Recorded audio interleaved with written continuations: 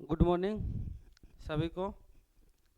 आज की क्लास में मिशन मंजिल की तरफ से आप लोगों को ढेर सारी बधाई और शुभकामनाएं। और हम लोग चलते हैं आज न्यू चैप्टर की ओर। नया चैप्टर है ना। जो पिछला चैप्टर हम पढ़ा रहे थे वो ख़त्म हो गया था। आज नया चैप्टर की ओर चलते हैं। सेकेंड नंबर चैप्टर है। कितना नंबर चैप्टर है? सेकेंड नंबर चैप्टर है। सेकेंड नंबर चैप्टर हम लोग चलेंगे। सेकेंड नंबर चैप्टर क्या है? Accounting of partnership, accounting for partnership, है ना। ये फंडामेंटल साझेदारी का लेखांकन, साझेदारी का लेखांकन, साझेदारी का लेखांकन। इसका मूल आधार क्या होता है? हम लोग जानते हैं कि कोई भी बिजनेस को यदि हम लोग करते हैं बिजनेस, तो पिछला क्लास में बताए थे बिजनेस करने के लिए भिन्न भिन्न तरीके से किए जाते हैं। क्या है? सोल पार्टनर, पार्टनरशिप, और क्या है पार्टनरशिप के बाद? और क्या है? Joint venture, joint Hindu family business, और क्या है? कंपनी, है ना। तो हम आज बात कर रहे हैं पार्टनर के बारे में, पार्टनरशिप के बारे में। पार्टनरशिप के बारे में बात करते हैं। पार्टनरशिप जो होता है वो कैसे होता है? पार्टनरशिप को चलाया कैसे जाता है ना। पार्टनरशिप में यदि व्यवसाय को चलाना है तो क्या क्या टर्म ऑफ कंडीशन होंगे, उसके बारे में हम लोग चर्चा करेंगे, है ना। तो सबसे पहले पार्टनरशिप के बारे में बात करते हैं। तो इसका इंट्रोडक्शन कहता है, इंट्रोडक्शन कहता है कि साझेदारी दो या दो से अधिक, देखिए साझेदारी दो या दो से अधिक व्यक्तियों द्वारा व्यापार चलाने के लिए तथा आपस में लाभ हानि को बांटने हेतु किए गए एक विशेष अनुबंध का आधार है। बिल्कुल, दो या दो से अधिक व्यक्तियों द्वारा व्यापार को चलाने तथा आपस में लाभ हानि, बिजनेस किसके लिए करेगा? वो लाभ हानि के लिए करेगा। पीएल, पी से प्रॉफिट, एन से लॉस, लाभ हानि को बांटने हेतु किए गए एक विशेष अनुबंध, कॉन्ट्रैक्ट का आधार है। मतलब जो साझेदारी होगा, साझेदारी होगा कहता है दो या दो से अधिक पार्टनर, दो या दो से अधिक पार्टनर, मतलब मिनिमम पार्टनर बनने के लिए दो और मैक्सिमम है बच्चों 50। बैंकिंग सेक्टर में, बैंकिंग मिनिमम दो या दो से अधिक व्यक्ति व्यापार को चलाने तथा आपस में लाभ हानि को बांटने के लिए एक अनुबंध करते हैं। एक क्या करते हैं? कॉन्ट्रैक्ट करते हैं, सब कॉन्ट्रैक्ट करते हैं, है ना। और इसी के अनुसार वो व्यवसाय को चलाने का एक अग्रीमेंट और समझौता करते हैं। कहता है व्यवसाय के आधार पर प्रत्येक अपनी अपनी जिम्मेदारियां तथा तय किए जाते हैं। व्यापार के आधार पे, पार्टनरशिप में यदि व्यापार करते हैं तो व्यापार के आधार पे हर पार्टनर का, व्यापार के आधार पे हर पार्टनर का अपनी अपनी जिम्मेदारियां और लायबिलिटी को तय किए जाते हैं। यदि इसके बीच कोई समझौता नहीं हुआ है, यदि इसके बीच कोई समझौता नहीं हुआ है, देखिए फैक्टर बात, एकदम फैक्ट बात बोल रहा है, यदि इसके बाद समझौता नहीं हुआ है तो भारतीय साझेदारी अधिनियम 1932 के प्रावधान लागू होंगे। यदि साझेदारों के मध्य समझौता नहीं हुआ है तो 1932 का जो प्रावधान है वो लागू होंगे। बिल्कुल सही बात है। लेकिन यदि समझौता हुआ है और यदि समझौता हो रहा है, समझौता तो समझौते के अनुसार, मतलब पार्टनरशिप डीड के अनुसार समझौता होगा दोनों पार्टनरों के बीच में, जिसको हम लोग पार्टनरशिप डीड बोलते हैं, पार्टनरशिप डीड बोलते हैं। पार्टनरशिप डीड के अनुसार ही बंटवारा होगा। यदि पार्टनरों में पार्टनरशिप डीड नहीं किया है तो उस परिस्थिति में 1932 पार्टनरशिप एक्ट, उस परिस्थिति में पार्टनरशिप एक्ट 1932 लागू होगा। पार्टनरशिप एक्ट 1932 लागू होगा। अब 1932 1932 क्या है, इसके बारे में बात करेंगे। तो इस फंडामेंटल बताता है दो या दो से अधिक व्यक्ति आपस में मिलकर, दो या दो से अधिक व्यक्ति आपस में मिलकर किसी व्यवसाय को चलाने के लिए पूंजी लगाते हैं जिसका उद्देश्य लाभ कमाना होता है।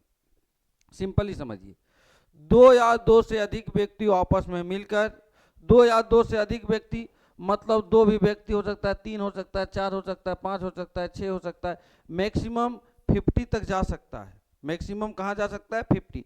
ये सारे व्यक्ति मिलकर ये सारे व्यक्ति मिलकर व्यापार को क्या करते हैं? चलाने के लिए पूंजी लगाते हैं और लाभ कमाने का इच्छा रखते हैं। लाभ कमाने का इच्छा रखते हैं, उसको हम लोग क्या बोलते हैं? पार्टनरशिप कहते हैं। तो भाई सिंपली बात है, सही बात बोल रहा है कि पार्टनरशिप हम लोग यदि करते हैं, पार्टनरशिप यदि हम लोग करते हैं तो पार्टनरों में यदि व्यवसाय चल रहा है तो बहुत अच्छी बात है, लेकिन पार्टनरों में विवाद होने की संभावना बहुत ज़्यादा रहती है, टकराव होने की संभावना आपस में बहुत ज़्यादा होती है। जब विवाद होने की संभावना, आपस में टकराव होने की संभावना, भिन्न भिन्न प्रकार के जब कारण आते हैं, है ना, विवाद हो गया, टकराव हो गया, है ना, अन्य कारण हो गए, उस समय का जो भी इस बिजनेस का बंटवारा होगा तो पार्टनरशिप डीड के अनुसार होगा। किसके अनुसार होगा? पार्टनरशिप डीड के अनुसार होगा। किसके अनुसार होगा? पार्टनरशिप डीड के अनुसार होगा। पार्टनरशिप डीड के अनुसार होगा, है ना। यदि पार्टनरशिप डीड नहीं हुआ है तो उस समय पार्टनरशिप डीड के अनुसार होगा। यदि पार्टनरशिप डीड नहीं हुआ है, पार्टनरशिप डीड नहीं हुआ, तब पार्टनरशिप एक्ट 1932 लागू होगा। पार्टनरशिप एक्ट क्या लागू होगा? 1932 लागू होगा। तो इसका फंडामेंटल आप लोग को समझ में आ गया होगा। अब हम आगे चलते हैं। क्या कहता है? कहता है main features of partnership. Partnership बनने के लिए क्या क्या आपको विशेषताएं चाहिए? पार्टनरशिप बनने के लिए इसकी विशेषता क्या क्या चाहिए? क्या होना चाहिए, क्या नहीं होना चाहिए, है ना। सबसे पहले कहता है टू और मोर पर्सन, दो या दो से अधिक व्यक्तियों का होना, दो या अधिक व्यक्तियों का होना। मतलब अभी बताए पार्टनरशिप तभी कहलाएगा जब मिनिमम दो व्यक्ति होना ही पड़ेगा। मैक्सिमम अभी बताए जो मैक्सिमम जाएंगे 50 और बैंकिंग सेक्टर में वो तो ठीक है, लेकिन मिनिमम दो। एक व्यक्ति मिल के यदि कहेगा कि हम लोग पार्टनर बनते हैं तो ये होने वाला नहीं है ना। वो सॉल ट्रेडर्स हो जाएंगे, एकांकी व्यापार हो जाएंगे, है ना। यदि पार्टनर बनना है तब मिनिमम दो व्यक्ति का होना आवश्यक है ना। ये कहता है ना। अगला क्वेश्चन कहता है, अगला का टॉपिक कहता है कि अग्रीमेंट, दोनों के बीच में समझौता होना चाहिए। मतलब एक तरीका समझिए, पार्टनरों के बीच में सहमति होनी चाहिए। मतलब दोनों पार्टनर, तीनों पार्टनर, चारों पार्टनर, जितने भी पार्टनर से बिजनेस को शुरू किया, जितने भी पार्टनर से बिजनेस शुरू किया, इस बिजनेस में जितने भी पार्टनर से बिजनेस शुरू किया, इस बिजनेस में क्या होना चाहिए? सभी पार्टनरों के बीच में अनुबंध, अग्रीमेंट, एक समझौता होना पड़ेगा, सहमति होना पड़ेगा। अग्रीमेंट मतलब होता है कि दोनों के बीच में, पार्टनरों के बीच में एक सहमति पत्र लिखा जाता है ना। अभी हम बताएंगे पार्टनरशिप डीड इसी को बोलते हैं, आगे बताएंगे। आगे कहता है लीगल बिजनेस होना चाहिए। बिल्कुल यही बोलने भी जा रहे थे, लीगल बिजनेस मतलब पार्टनरशिप यदि करता है तो बिजनेस के लिए लीगल, कोई कानूनी रूप से मान्यता प्राप्त बिजनेस होना चाहिए। ऐसा बिजनेस ना करे जो कानून उसको मान्यता देती ही नहीं है ना। लोगों एक तरीका से मतलब सोचिए कि अनलीगल बिजनेस यदि करते हैं तो आपको पार्टनरशिप का कोई मान्यता 1932 नहीं लगेगा, है ना। जैसे कोई कानूनी लीगल बिजनेस मतलब कोई व्यापार होना चाहिए, कोई दुकान होना चाहिए, कोई कंपनी, मतलब कोई भी, है ना, कोई भी कंपनी होना चाहिए। ये चीज़ होना चाहिए, भिन्न भिन्न व्यापार के जो बिजनेस के साधन है वो होना चाहिए। ऐसा नहीं अनलीगल हम लोग दो व्यक्ति मिल लिए और चलेंगे तीसरा को मारने के लिए। अरे पार्टनर है, दोस्त बने, चलो फलनवा को मारते हैं, पार्टनर तो मिल गए, है ना? नहीं, अब पार्टनर नहीं है। पार्टनर तभी कहलाएंगे जब लीगल बिजनेस हो, इन्वेस्ट करेंगे कैपिटल और लाभ कमाने का उद्देश्य रखेंगे। 3 फैक्ट बहुत बढ़िया साथ रखिए। 3 फैक्ट क्या है? 3 फैक्ट में यदि देखते हैं, पहला लीगल बिजनेस होना चाहिए, ये लीगल बिजनेस होना चाहिए, लीगल बिजनेस होना चाहिए। दूसरा क्या होना चाहिए बताए? दूसरा कैपिटल इन्वेस्ट करना पड़ेगा, इन्वेस्ट करना पड़ेगा। और कैपिटल जब इन्वेस्ट तो earn profit, earn profit object, profit कमाने का ऑब्जेक्ट होना चाहिए। ये 3 चीज रहेगा तभी आप एक बिजनेस के पार्टनर होंगे, एक बिजनेस के पार्टनर होंगे। अभी मैंने बताया कि 2 व्यक्ति यदि मान लिए मिल लिए, वो भी पार्टनर हो गए, चले तीसरा व्यक्ति को आज मारने चलते हैं हम लोग, या दूसरा कोई काम करने चलते हैं, तो क्या बिजनेस हो गए? नहीं, अब बिजनेस नहीं है। बिजनेस बनने के लिए क्या क्या होना चाहिए? एक लीगल बिजनेस होना चाहिए जो सरकार द्वारा इसको लीगली रूप से मान्यता दे। दूसरा कैपिटल इन्वेस्ट, पार्टनरों द्वारा कैपिटल लगाना है, लगानी चाहिए। तीसरा क्या होना चाहिए? तीनों का जो ऑब्जेक्टिव उद्देश्य होगा वो प्रॉफिट कमाने का होना चाहिए, तभी आप बिजनेस कर पाएंगे, है ना? अगला क्वेश्चन देखो, अगला वही बोला कि प्रॉफिट मोटिव होना चाहिए, लाभ का उद्देश्य होना चाहिए। शेयरिंग ऑफ प्रॉफिट, लाभ का वितरण भी होना चाहिए, बिल्कुल लाभ का वितरण भी होना चाहिए। ऐसा नहीं है कि पार्टनर में बिजनेस किए, है ना, लाभ होने लगा तो हम रख लेंगे, बगल वाले पार्टनर को नहीं देंगे, ऐसा नहीं होना चाहिए। लाभ हुआ है तो जो पार्टनरशिप डीड किए हैं उसके अनुसार, बंटवारा के अनुसार सभी पार्टनरों में डिस्ट्रीब्यूट करना पड़ेगा, तब आप पार्टनर हैं, नहीं तो ऐसा नहीं हो सकता है ना? अगला अनलिमिटेड लायबिलिटी, सही बात है, ये मेन फैक्टर है पार्टनरशिप का, ये देख लेंगे बहुत बढ़िया से। यदि आप देखते हैं बहुत बढ़िया से तो ये जो पॉइंट है अनलिमिटेड लायबिलिटी, एक ऑब्जेक्टिव यहाँ से आता है कि पार्टनरशिप का जो लायबिलिटी होता है क्या होता है? तो अनलिमिटेड होता है। अनलिमिटेड इसलिए होता है क्योंकि मान लिया जाए कोई एक बिजनेस है, इस बिजनेस में पार्टनर, 2 पार्टनर, 3 पार्टनर मिलकर चला, मान लीजिए ये चला रहा है, बी चला रहा है, सी चला रहा है। अब ये बी सी चला रहा है तो ये इस बिजनेस में जितना ए का अधिकार है उतना बी का अधिकार है, उतना सी का अधिकार है, मतलब सभी का अधिकार बराबर होते हैं। ऐसा नहीं एक पार्टनर का अधिकार ज़्यादा है दूसरे पार्टनर का अधिकार कम है, ये कोई प्रावधान नहीं है। तो तीनों का अधिकार जब बराबर है तो तीनों का अधिकार बराबर है तो तीनों का लायबिलिटी भी बराबर होगा, है ना? या किसी कारण तीनों का लायबिलिटी बराबर होगा तो जितना ए का लायबिलिटी उतना बी का लायबिलिटी उतना सी का लायबिलिटी है ना? तो ये एक तरीका से किसी को लायबिलिटी निश्चित करके कम और ज़्यादा नहीं किया गया है, मतलब सबका लायबिलिटी जो होगा, सबका लायबिलिटी होगा वो बराबर होगा, है ना? एकदम अनलिमिटेड होगा, मतलब ए को ज़्यादा करेंगे बी को कम करेंगे सी, ऐसा कोई प्रावधान नहीं है ना? तो इसलिए इसका लायबिलिटी क्या है? बराबर है। आगे चलेंगे,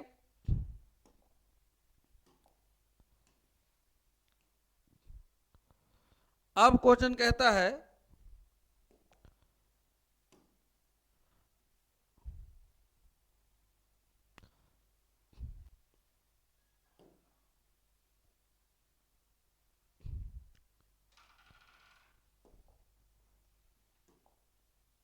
अब कहता है, आगे चलेंगे हम लोग,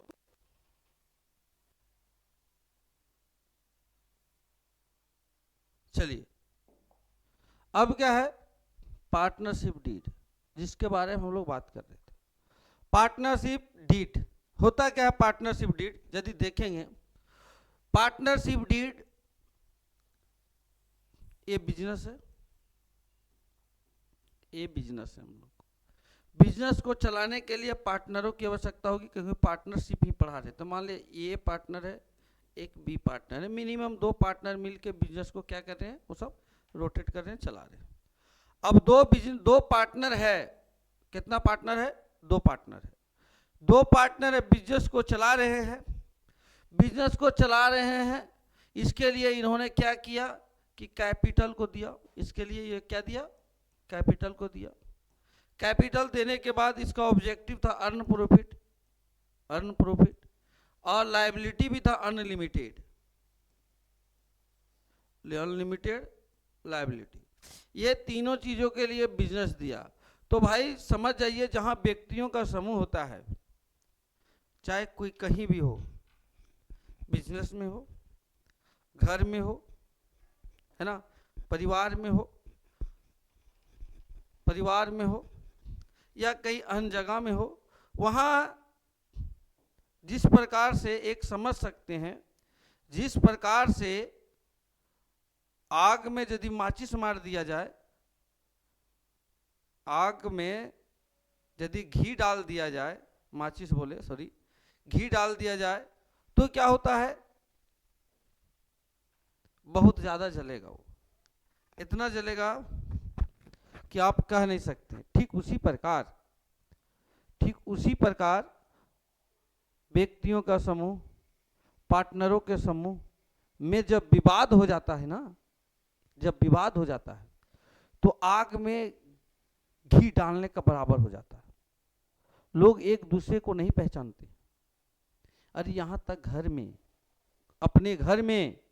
अपने फैमिली को लोग नहीं पहचान पा रहे हैं, अपने भाई को नहीं पहचान पा रहे हैं, अपने चाचा को नहीं पहचान पा रहे, अपने बगल वाले चाचा को नहीं पहचान पा रहे हैं। ऐसे हो गए हैं लोग,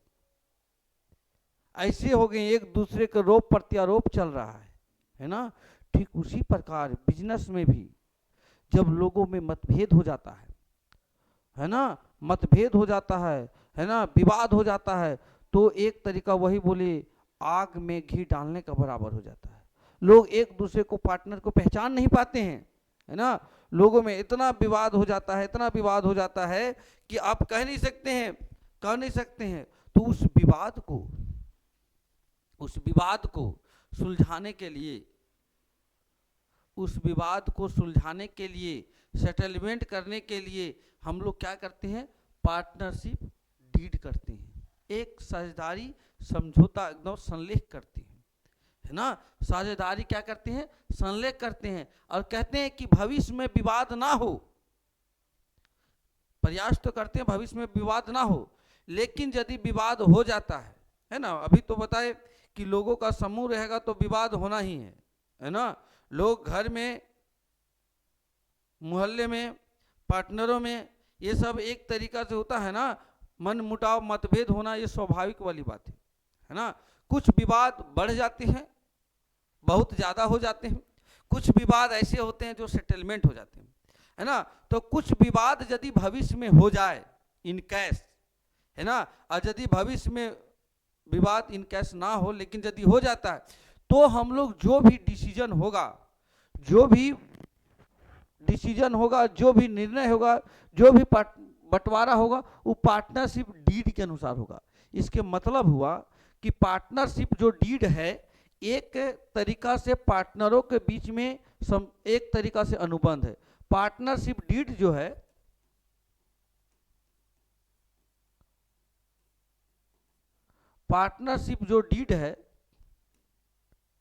डीड एक तरीका पार्टनरों के बीच में समझौता होता है।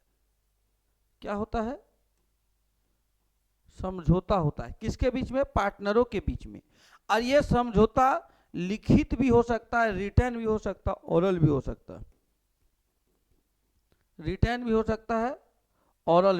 है। मतलब लिखित भी हो सकता है और मौखिक होगा। अरे लिखित तो समझ में आ गया, चलो लिख के हम लोग एक समझौता कर लेंगे। लेकिन मौखिक का मतलब होता है बाबू, सिंपली समझिए कि है ना, दो पार्टनरों के बीच में हम लोग समझौता कर रहे हैं, तीसरा व्यक्ति को ले आए, बोले आप सुनिएगा हम लोग में क्या बात हो रहा है, आप गारंटर बनिएगा। क्या बनिएगा आप, गारंटर बनिएगा, है ना। यदि दोनों में उस गारंटर बना दिया, यदि दोनों में विवाद हो गया तो तीसरा व्यक्ति को प्रेजेंट किया जाएगा और बोला जाएगा कि हम लोगों में बात क्या हुआ था, आपने सुना था, आपने अपना बता दीजिए कि हम लोगों में क्या डिसीजन हुआ था। ये होता है ओरल, है ना। रिटर्न होता है, रिटर्न मतलब होता है समझौता लिखा जाएगा। तो वही कहता है, क्या कहता है इसका मीनिंग, साझेदारों के बीच एक समझौता है। अभी बताए, जो व्यापार को चलाने तथा साझेदारों के कर्तव्य, व्यापार को चलाने, मेन पॉइंट, व्यापार को चलाने इसका कर्तव्य कौन, किसका, पार्टनरशिप का कर्तव्य और अधिकार लाभ का उल्लेख किया जाता है। मतलब समझिए सिंपली बात कि जो पार्टनरशिप डीड करते हैं तो पार्टनर का क्या अधिकार होगा, पार्टनर का क्या कर्तव्य होगा, है ना, पार्टनर को व्यवसाय को चलाने के लिए क्या करना पड़ेगा, इन सारे चीज़ों को हम लोग उल्लेख करते हैं। आमतौर पर यह लिखित रूप से मौजूद है, आमतौर पर यह लिखित रूप से मौजूद हो सकता है। आमतौर पर क्या होता है, लिखित रूप से, है ना, लेकिन कभी कभी ओरल भी होता है। क्या होता है, ओरल, मौखिक भी हो सकता है। क्या हो सकता है, मौखिक भी हो सकता है, या संक्षेप पंजीकृत या पंजीकृत या प्रतिबंधित हो सकता है। मतलब पार्टनरशिप यदि डीड कर रहे हैं तो पंजीकृत भी करा सकते हैं, पंजीकृत नहीं किए तो हम लोग एक समझौता के अनुसार इसको बना सकते हैं। ये है। इसके बाद क्वेश्चन कहता है कि जो पार्टनरशिप डीड करेंगे तो क्या क्या उसमें लिखा जाएगा, पार्टनरशिप डीड में क्या क्या लिखा जाएगा, क्या हम लोग लिखेंगे। तो सबसे पहले लिखेंगे, पहला पार्टनरशिप डीड में यहाँ से क्वेश्चन आता है, पहला फर्म का नाम एवं पता, फर्म का नाम एवं पता, नाम क्या है उसका पता लिखेंगे। साझेदार का नाम और पता, दो चीज, फर्म मतलब जिस बिजनेस का हम लोग नाम क्या रखे हैं, जैसे बिजनेस में नाम क्या रखे हैं तो उस नाम, बिजनेस कौन सी जगह पे है उस जगह का नाम। अगला है साझेदार का नाम, पार्टनरशिप कौन कौन है, वो पार्टनरशिप का एड्रेस कहाँ कहाँ से वो पार्टनरशिप है, उसका मेन एड्रेस कहाँ है, वो करस्पॉन्डिंग स्टेट और फिक्स स्टेट एड्रेस को भी देखेंगे। व्यापार का प्रकार क्या है, किस प्रकार का व्यापार वो करेंगे, है ना। आगे साझेदारी हित, साझेदारी हित में विनियोजित पूंजी, कितना वो सब पूंजी लगाएंगे, मतलब कैपिटल की मात्रा को डिसीजन करेंगे, है ना। और अगला क्वेश्चन कहता है पूंजी पर ब्याज, क्या पूंजी पर ब्याज मिलेगा, पूंजी पर ब्याज मिलेगा तो कितना मिलेगा, किस आधार पे मिलेगा, उस चीज को भी हम लोग चर्चा करेंगे, उसका रेट निर्धारित करेंगे कि कितना मिलेगा। पूंजी पर ब्याज देखेंगे, पूंजी पर ब्याज मिलता नहीं है, लेकिन साझेदारी संलेख में एग्रीमेंट हो, साझेदारी संलेख में प्रावधान हो तो पूंजी पर ब्याज दिया जाता है, वो लाभ की दशा में दिया जाता है, हानि की दशा में नहीं दिया जाता है, जो हम आगे बताएंगे आप लोगों को। आगे चलेंगे, पूंजी पर ब्याज के बाद, पूंजी ब्याज के बाद साझेदार द्वारा हासिल लाभ हानि की दर, साझेदार द्वारा हासिल लाभ हानि की दर, है ना। आगे लाभ हानि वितरण का आधार, डिस्ट्रीब्यूशन, यही मेन है, इसका रेशियो तय करेंगे, किस आधार पर हम लोग लाभ हानि का बंटवारा करेंगे। हाँ, साझेदार का वेतन कमीशन, साझेदार का वेतन है कमीशन है, उसकी एक नीति बनाएंगे किस साझेदार को वेतन मिलेगा और कमीशन मिलेगा। अब बोलिएगा कि साझेदार है, वेतन कमीशन देने की क्या आवश्यकता है, होता है, साझेदारी करने का तरीका अलग अलग होता है। कोई पार्टनर होते हैं पूंजी लगा दिए और व्यवसाय में समय नहीं दे रहे हैं, कोई पार्टनर है बहुत ज़्यादा समय दे रहे हैं, तो ऐसी परिस्थिति में जो पार्टनर ज़्यादा समय देता है उसके लिए क्या होगा, वेतन और कमीशन का प्रावधान किया जाएगा। साझेदारों, अगला है साझेदारों के अधिकार एवं कर्तव्य, उसका अधिकार कर्तव्य क्या होगा, साझेदार की अवधि कितने दिनों के लिए करेंगे, रिटायरमेंट, रिटायरमेंट रिटायरमेंट की सूरत नहीं होगा, रिटायरमेंट यदि कोई पार्टनर करता है, रिटायरमेंट के समय,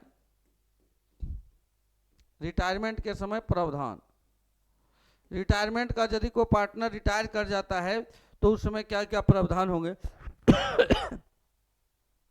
खाते बनाए जाने वाले उनके प्रशिक्षण के नीति, खाते कौन कौन बनेंगे इसको लिखा जाता है।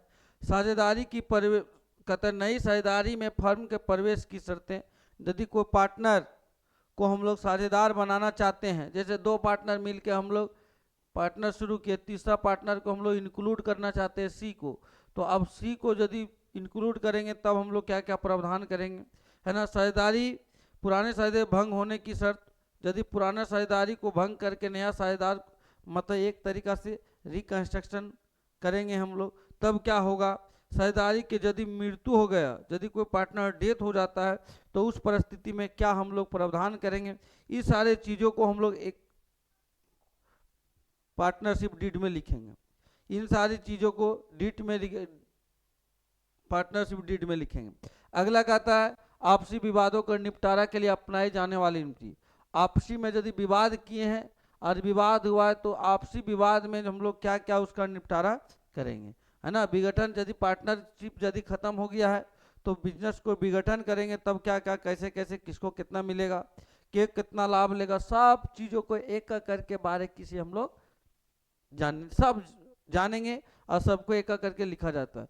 व्यवसाय के संचालन संबंधी नियम, देखो व्यवसाय को चलाने का नियम बोले कि पार्टनर यदि हैं, यदि ये पार्टनर है और पार्टनर बिजनेस में समय नहीं देता है, यदि वो चलाने के लिए कोई, है ना, एक पार्टनर ये है, बी है और सी है तो बिजनेस में समय नहीं देता है, दे नहीं पाता है, सिर्फ कैपिटल दे दिया है ना, और ये और भी कुछ ज़्यादा समय बिजनेस में देते हैं, उस संबंधी में नियम क्या होंगे। खाते बही का संचालन कौन करेगा, है ना। और खाता बनाने हेतु निवेश का उपयोग। और कहता है कि जो भी लेन देन होगा उसको एकदम निवेश किस प्रकार से हुआ, कैसे हम लोग इन्वेस्ट करेंगे, सारे चीज को हम लोग देखेंगे। मतलब एक तरीका से स्टेटमेंट, वित्तीय विवरण, फाइनेंशियल स्टेटमेंट बनाने हेतु निवेश का उपयोग। फाइनेंशियल स्टेटमेंट कैसे बनेगा, किस ढंग से बनेगा, ये पार्टनरशिप डीड में भिन्न भिन्न प्रकार के बता दिए जो लिखे जाते हैं, एलिमेंट्स हैं ये। इसी के आधार पे यदि साझेदारों में पार्टनरों में विवाद होता है, साझेदारों में पार्टनरों में यदि विवाद होता है तो उस परिस्थिति में इसी के आधार पे बंटवारा किया जाएगा, है ना। और इसी को माइन होगा यदि समझौता हुआ है। इसको लिखने के बाद दोनों पार्टनर क्या करेंगे, अपनी सहमति से सिग्नेचर कर देंगे, हस्ताक्षर कर देंगे। दोनों पार्टनर, तीनों पार्टनर, चारों पार्टनर, जितना पार्टनर हो गए। अब ये लिखित समझौता था, लिखे पार्टनर इसमें अपने सहमति से हस्ताक्षर कर दिए, यही बन गया हम लोग को पार्टनरशिप डीड। क्या बन गया, पार्टनरशिप डीड बन गया।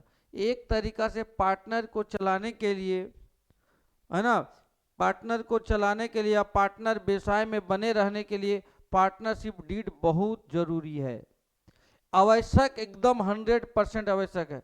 जिस प्रकार शरीर में खून की आवश्यकता होती है, जिस प्रकार शरीर में खून की आवश्यकता होती है, ठीक उसी प्रकार बिजनेस में पार्टनरशिप डीड की आवश्यकता होती है। क्योंकि पार्टनर है, विवाद होना स्वाभाविक है, उसको सोल्यूशन कैसे होंगे, तो पार्टनरशिप डीड के अनुसार होंगे। ये एक जेन्युइन बात है ना, है ना। तो ये चीज को ध्यान रखना पड़ेगा और इस सब चीज को फॉलो करना पड़ेगा। यदि दोनों विवाद को नहीं सुलझाया जाता है तो मामला आगे बढ़ेगा।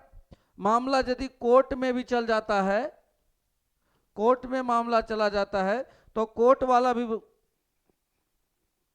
वाला भी जो व्यक्ति होंगे, जो जज बोलिए, जो भी व्यक्ति होंगे, वो कहेगा कि पार्टनरशिप किए तो उस समय क्या पार्टनरशिप डीड किए थे, बोल हाँ किए, तो पार्टनरशिप डीड के अनुसार ही डिसीजन देगा, वो पार्टनरशिप डीड के अनुसार डिसीजन देगा।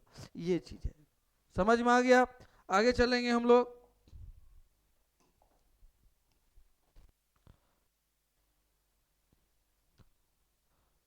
कहता है, थोड़ा सा यहाँ मिट गया है ना। कहता है साझेदारी लेख पत्र क्या कहता है, partnership deed, partnership deed, partnership deed,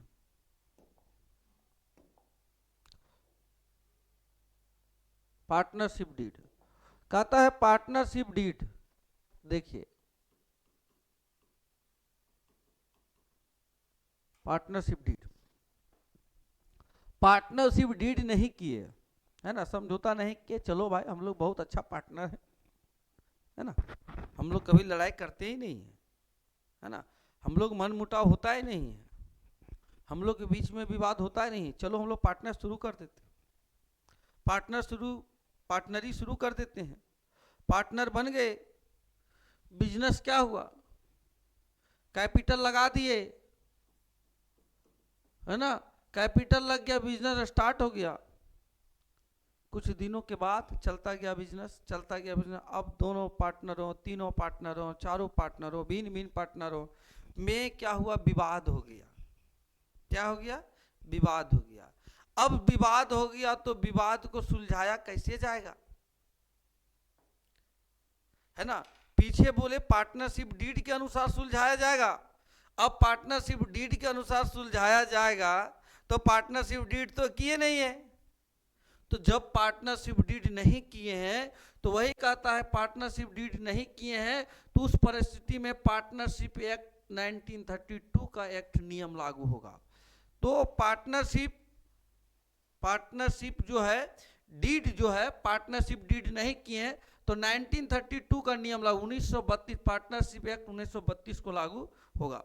तो पार्टनरशिप 1932 को लागू होगा तो क्या होगा, है ना, क्या होगा, है ना, कैसे होगा, इसके बारे में बात करेंगे। तो यहाँ लिखा अधि साझेदारों के बीच में आपस में कोई लिखित या मौखिक समझौता नहीं हुआ है। साझेदारों के बीच में लिखित या मौखिक समझौता नहीं हुआ है तो क्या होगा, तो उसके अधिकार तथा कर्तव्य भारतीय साझेदारी अधिनियम 1932 के प्रावधान लागू होंगे। मतलब समझिए, यही बोल रहे थे अभी हम, यदि पार्टनरों के बीच में कोई एग्रीमेंट नहीं हुआ, कोई समझौता नहीं हुआ है तो पार्टनरशिप एक्ट 1932 लगेंगे। क्या 1932 कहता है, पहला कहता है डिस्ट्रीब्यूशन ऑफ, देखो यहाँ थोड़ा सा ये हो गया है, डिस्ट्रीब्यूशन ऑफ पीएल मतलब लाभ हानि का बंटवारा, डिस्ट्रीब्यूशन ऑफ पीएल पहला पॉइंट है, लाभ हानि का बंटवारा। तो लाभ हानि का जो बंटवारा होगा, है ना, पूंजी क्या लगाया है नहीं लगाया है, मान लिया जाए पूंजी पार्टनरों में भिन्न भिन्न लगाए हैं, ए का पूंजी अलग है, बी का पूंजी अलग है, दैट मीन ए पूंजी 1 लाख दिया है, बी 2 लाख रुपया दिया, पूंजी डिफरेंट है और पार्टनरशिप डीड आप नहीं किए हैं। मतलब पार्टनरशिप डीड में ये लिखा नहीं गया है कि पूंजी जो ज़्यादा लगाएगा उसको ज़्यादा मिलेगा, कम लगाया उसको कम मिलेगा, ऐसा प्रावधान नहीं किए हैं। तो उस परिस्थिति में पार्टनरशिप 1932 जो पार्टनरशिप एक्ट है ये कहता है कि पूंजी आप अलग अलग लगाए हैं, अलग अलग पूंजी है, मतलब पार्टनरों की पूंजी ज्यादा और कम है, तो उस परिस्थिति में भी जो लाभ हानि का बंटवारा होगा वो इक्वल होगा। मतलब क्या होगा, बराबर होगा। क्या होगा, बराबर होगा। लाभ हानि का बंटवारा क्या होगा जी, बराबर, इक्वल किया जाएगा बाबू, इक्वली किया जाएगा। मतलब लाभ हानि का बंटवारा इक्वली होगा। यदि पार्टनरशिप डीड नहीं किए हैं, यदि पार्टनरशिप डीड नहीं किए हैं, पूंजी ज्यादा कम लगाया हुआ है, फिर भी इसका बंटवारा क्या होगा, इक्वल होगा, क्योंकि बिजनेस में सबको इक्वल माना जाता है ना। इंटरेस्ट ऑन कैपिटल कहता है साझेदारी लेख पत्र लिखा हुआ डीड है, साझेदारी है ना, पार्टनरशिप डीड है, संलेख है। पार्टनरशिप डीड के अभाव में किसी साझेदार को पूंजी पर ब्याज नहीं मिलेगा। यदि पार्टनरशिप डीड किए हैं, है ना, अब पार्टनरशिप डीड किए हैं तो ठीक है, लेकिन यदि पार्टनरशिप डीड नहीं हुआ है, पार्टनरशिप डीड नहीं हुआ, तो इस परिस्थिति में इंटरेस्ट ऑन कैपिटल किसी को नहीं मिलेगा। एकदम पार्टनरशिप में इंटरेस्ट ऑन कैपिटल नहीं दिया जाएगा, फर्स्ट बात। लेकिन यदि साझेदारों को साझेदारी संलेख में, पार्टनरशिप डीड में, संलेख में यदि प्रावधान किए हैं तो क्या होगा कि ब्याज दिया जाएगा। यदि पार्टनरों के बीच में एग्रीमेंट हो गया, समझौता हो गया है ना, तो इंटरेस्ट ऑन कैपिटल देना पड़ेगा बाबू। इंटरेस्ट ऑन कैपिटल किसको देना पड़ेगा, पूंजी को देना पड़ेगा, है ना। तो किस में दिया जाएगा, लाभ में दिया जाएगा पार्टनर को। मतलब इंटरेस्ट ऑन कैपिटल मतलब होता है कि यदि बिजनेस में एडिशनल कैपिटल लगाया, ज्यादा कैपिटल लगाया, तो पूंजी पर ब्याज दिया जाएगा। लेकिन यदि साझेदारी संलेख में लिखा हुआ है तो, साझेदारी संलेख में नहीं लिखा हुआ है तो पूंजी पर ब्याज नहीं दिया जाएगा, है ना। और ब्याज का यदि संलेख हुआ है तो लाभ में दिया जाएगा। यदि बिजनेस को लाभ होता है तो पूंजी पर ब्याज मिलेगा, इंटरेस्ट ऑन कैपिटल मिलेगा। यदि हानि की दशा में पूंजी पर, यदि हानि होने की दशा में चुनी गई ब्याज की राशि दी जाएगी, है ना। यदि एग्रीमेंट हुआ है तो हानि की दशा में भी पूंजी पर ब्याज दिया जाएगा। मतलब अग्रीमेंट हो गया है तो भी दोनों तरीका से दिया जाएगा। ठीक है, आगे चलेंगे।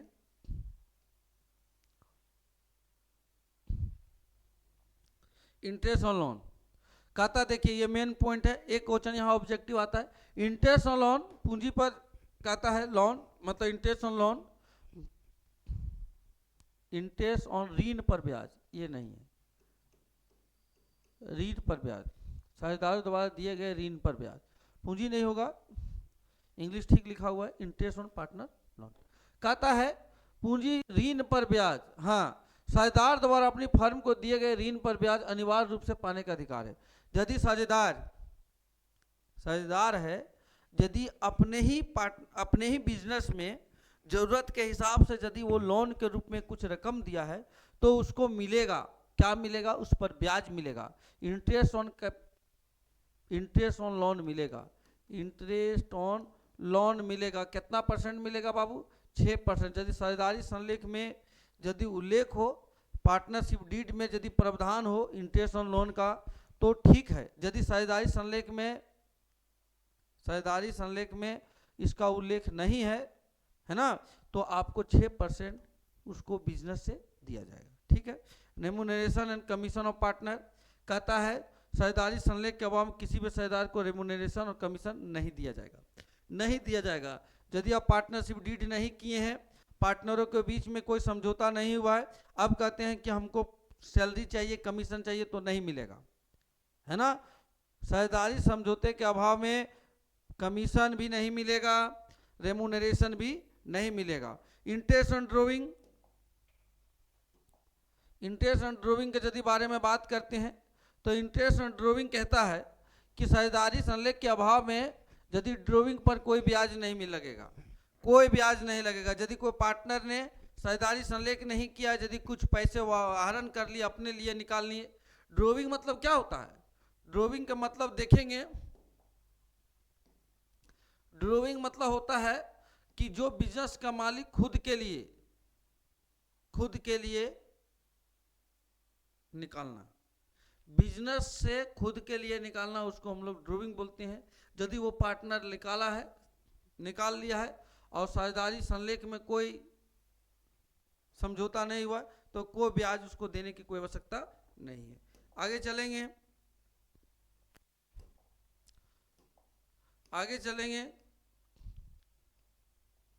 फर्म के प्रतिबंध, क्वेश्चन कहता है फर्म का प्रतिबंध, कहता है साझेदारी लेख पत्र के अभाव में, साझेदारी संलेख के अभाव में फर्म के कार्यों में सक्रिय रूप से भाग लेने का अधिकार है।